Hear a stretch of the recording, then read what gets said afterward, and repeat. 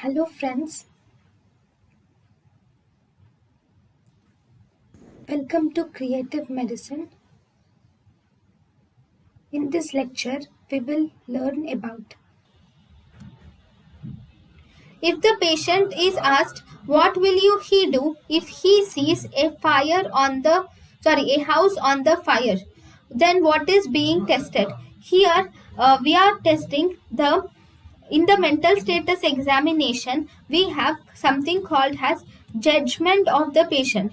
So here we are testing the judgment of the patient.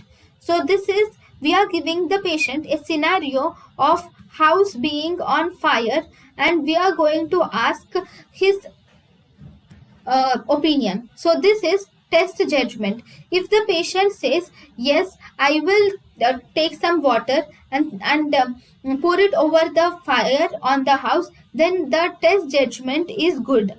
If the patient says I will call a fire station, then this here also the test judgment is good. But if the patient says I will jump into the fire, in this case, the test judgment is not good in the patient.